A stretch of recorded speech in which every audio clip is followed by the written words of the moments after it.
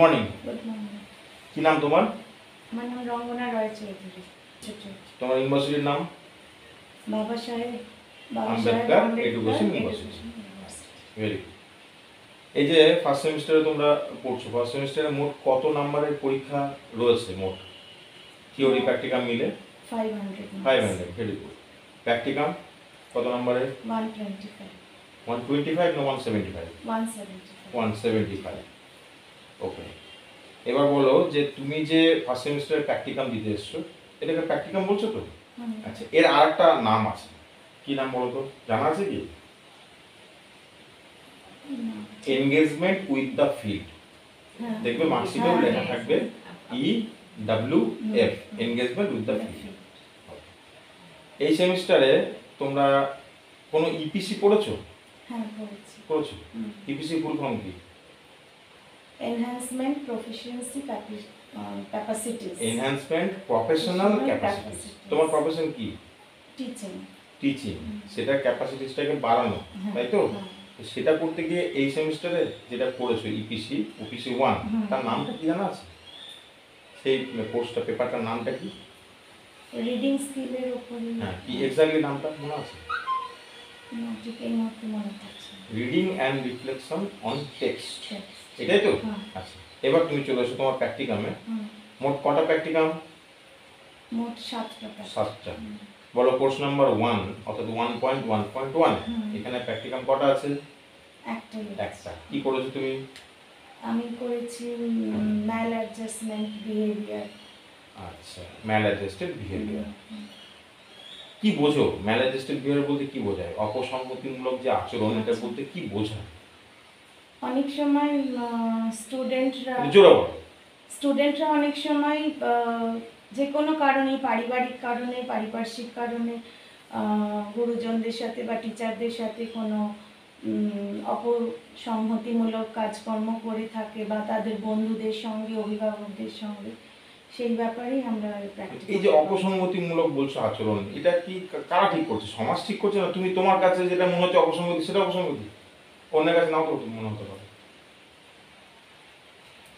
এটা যে চুরি করে, সে আরেকজন চোরকে, সে চুরি করে, তাকে সে কি বলবে অপসংগতিমূলক আচরণ? না, তার কাছে নয়, কিন্তু সমাজের কাছে। সমাজ, এক্স্যাক্টলি, এটা আমি জানতে চাইছি। অপসংগতিমূলক আচরণটাকে ঠিক করছে কে? সমাজ। সমাজে নির্দিষ্ট কিছু বৈশিষ্ট্য, নিয়ম রয়েছে, যার বাইরে গিয়ে আচরণ করলে সেটা অপসংগতিমূলক আচরণ। আচ্ছা, তুমি প্র্যাকটিকামটা নিয়েছো, স্কুলে গিয়ে দেখেছো যে অপসংগতিমূলক আচরণ রয়েছে, তাই তো? কি রকম আচরণ তুমি দেখলে? যেরকম কোনো স্টুডেন্ট আর একজন স্টুডেন্টের সাথে কিছু জিনিস যেটা তার পছন্দ হলো, সে সেটা নিয়ে নিল, না বলে নিয়ে নিল, বা কেউ ভালো খাতায় সমস্ত তার ওয়ার্কটা করেছে, সে নিজে ক্লাস ওয়ার্কটা করেনি, এটা আমরা প্রায়ই শিক্ষক হিসেবে দেখে থাকি, যে তার খাতাটা সে না বলে চুরি করে নিয়ে নিল, চুরি করে নিয়ে নিল। আচ্ছা, বন্ধুদের সাথে মারপিট করলো, আচ্ছা, মিথ্যে কথা বললো, টিফিন খেয়ে নিল, এরকম নানান ধরনের আমরা দেখতে পাই। ঠিক আছে, তো সেটার জন্য তুমি ওখানে গিয়ে পরে জাস্ট বৈশিষ্ট্যগুলোকে তুমি নোট ডাউন করলে। কোনো সলিউশন কি এর হতে পারে যে এইগুলোর পিছনে খোঁজার চেষ্টা করেছো? কোনো ইন্টারভিউ নিয়েছো? হ্যাঁ, কেন? হ্যাঁ, স্টুডেন্টদের কাছে যারা এরকম করে তাদের কাছে ডেকে তাদের বোঝাবার চেষ্টা করি, যাতে তাদের না বকে, তারা পরবর্তীকালে দ্বিতীয়বার যাতে এই ভুলটা না করে সেটা তাদের বোঝাবার চেষ্টা করেছি। ওরা যে এই ধরনের আচরণ করে সেটা দেখার জন্য তুমি কার কার কাছে ইন্টারভিউ নিয়েছো? তাদের অভিভাবকদের সঙ্গে কথা বলেছি, তার বন্ধুদের সঙ্গে কথা বলেছি, শিক্ষক, স্কুলের শিক্ষকের কথা কোশ্চেনার করে কথা বলেছো। ঠিক আছে। আচ্ছা, কোর্স 2 তে তুমি কি করেছো? বিভিন্ন শিক্ষানীতির পর্যালোচনা। শুধু শিক্ষানীতি নাকি কমিটি কমিশন পর্যালোচনা করেছো? আচ্ছা, মোটামুটি কি কি কমিশন আমাদের হাইলাইটেড আছে বলো তো স্বাধীনতার পর থেকে? মোডালিয়ার কমিশন রয়েছে, কোঠারি কমিশন রয়েছে। Very good. আর রাধাকৃষ্ণন কমিশন এইগুলো তুমি দেখেছো? এই যে বিভিন্ন যে কমিশনগুলো, এই কমিশনগুলোর আজকের সঙ্গে প্রাসঙ্গিকতা খোঁজার চেষ্টা করেছো কি?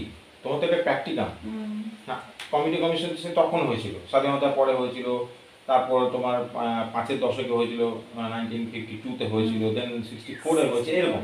কিন্তু আজকে এখন ধরো 50 বছর 60 বছর পেরিয়ে গেলাম, তখনও কি তার প্রাসঙ্গিকতা রয়েছে, হ্যাঁ কি না? এক কথা আছে, রয়েছে। আচ্ছা, নেক্সট আসি কোর্স 4। কোর্স 4-এ কটা প্র্যাকটিকাম আছে? দুটো। কি কি করেছো? একটা রাইটিং স্কিলের উপর রয়েছে, আর একটা কমিউনিকেশন প্রবলেম আর রাইটিং স্কিল। কমিউনিকেশন প্রবলেম আর রাইটিং স্কিল, এই দুটো প্র্যাকটিকাম।